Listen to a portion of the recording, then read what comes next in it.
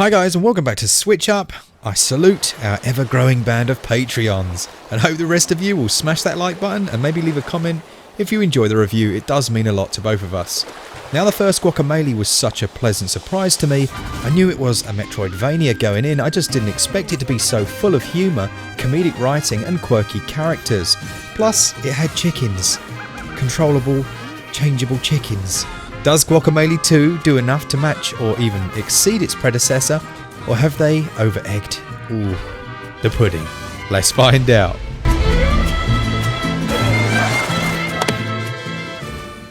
First things first, Drinkbox have done an admirable job of making a story recap an experience rather than simply an endurance activity.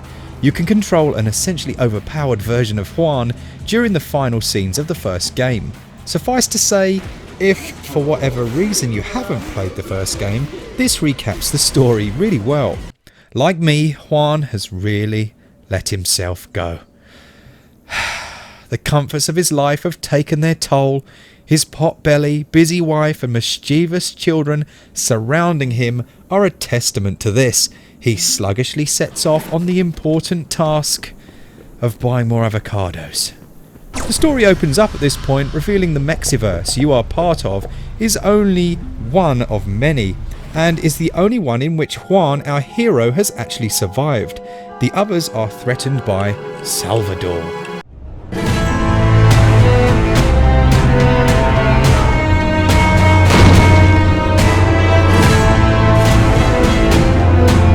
Who in his own realm killed Juan and Calaca, the previous villain. You get to travel through a few different worlds that reference some classic gaming styles, such as the baddest world.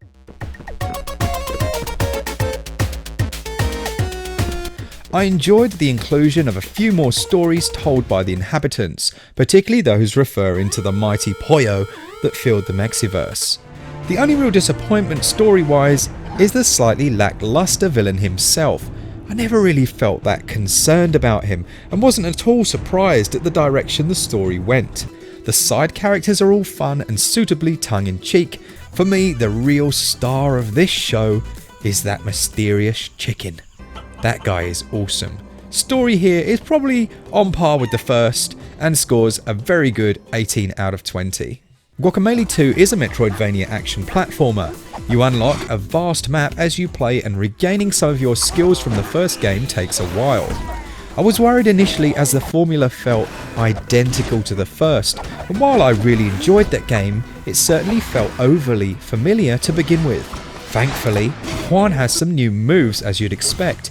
He can now blink quickly and has fresh, minty breath. But also, the ability to grapple between these points. One of my biggest gripes with the first game was that the platforming mechanics were sometimes a little unfair, or at least they felt it. Jumping off walls just didn't always register, and moving through the trickier sections wasn't as fluid as I would have liked. Now in Guacamelee 2, the simple introduction of this new ability has essentially fixed this for me.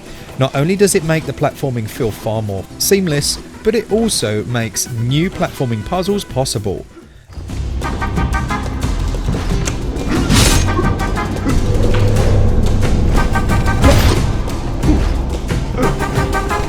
A much needed refresh.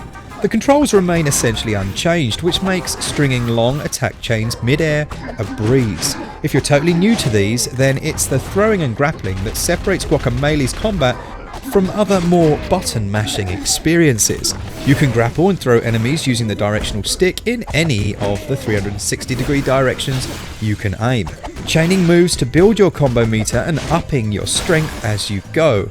There are also a few cheeky upgrades that mean that taking a single hit won't reset this back to zero like it usually would. You unlock a ton of new moves as you go through the game, and some on-screen prompts mean you never forget the basics. If these are an irritation, they can be toggled off. Controls are always a strong point in the series, and that remains unchanged. Everything feels so fluid and purposeful, with those Johnny Bravo style run animations adding a good deal of tongue-in-cheek machismo. Machismo? You know what I mean. The locked-in area fights return, and while these are an essential part of the gameplay, they still sometimes arrive a little too regularly for my liking. Thankfully, the core combat and systems are so refined at this stage, they never feel insurmountable. Perhaps more expectedly, the developer takes the realm shifting mechanics to a new place this time. While shifting is still something that happens, you're often forced into a situation where the world is changing around you. With platforms and lava appearing and disappearing, they can be suitably stressful, but never felt so hard as to warrant a rage quit. When you do die, the reset mechanics are fast and seamless, and that alleviates any other unnecessary frustration. The brutal and thankfully entirely optional treasure areas from the first game make a welcome return. These offer the toughest level of challenge platform-wise, but also a nice deal of loot as a reward. Unlike the first game, I felt more prepared for this, and not just because this is the sequel, but rather it feels like the game does a better job of teaching you how to use your abilities this time around. Either that or the difficulty curve has been improved. The best gameplay change for me has to be the chickens. Yes, you heard me correctly, the chickens. In the first game, you're gifted the ability to shapeshift into a glorious pollo. But these were essentially useless, really. Gone is that sadly missed opportunity to be replaced with a fully fledged chicken experience. These bad boys now gain pollo powers and play a much more integral role in the Metroidvania gameplay. Smacking enemies around with your kung fu chicken is a gaming moment on par with the best.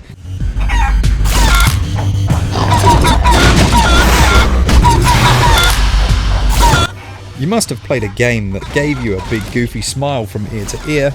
This is one of those, mainly due, at least for me, to the improved chicken mechanics.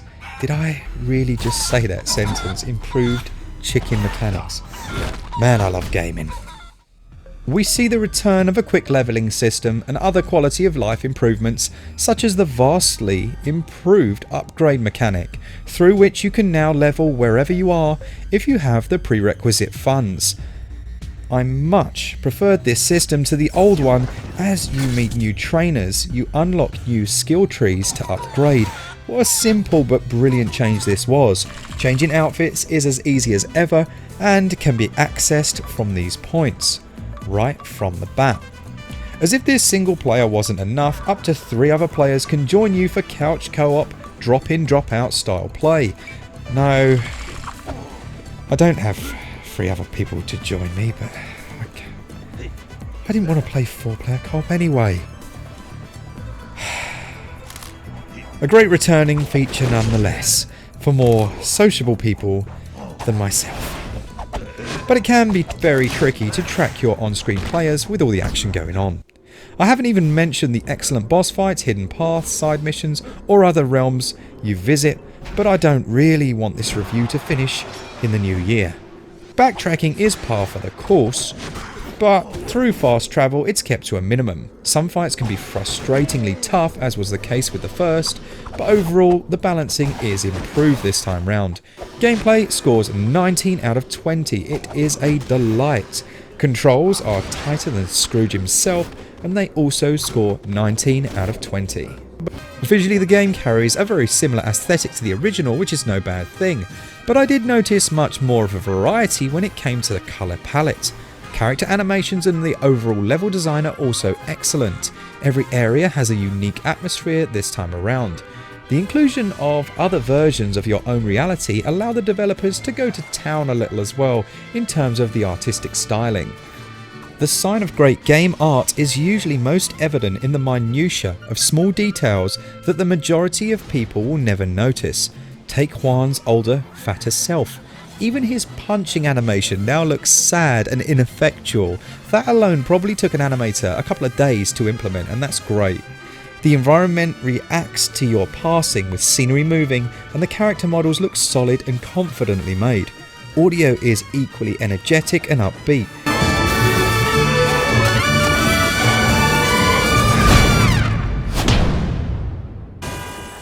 With the same array of Mexican-inspired sounds and instruments.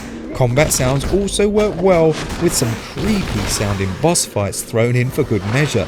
My daughter was distraught at the sight of this monstrosity, but it was the sound that really got to her.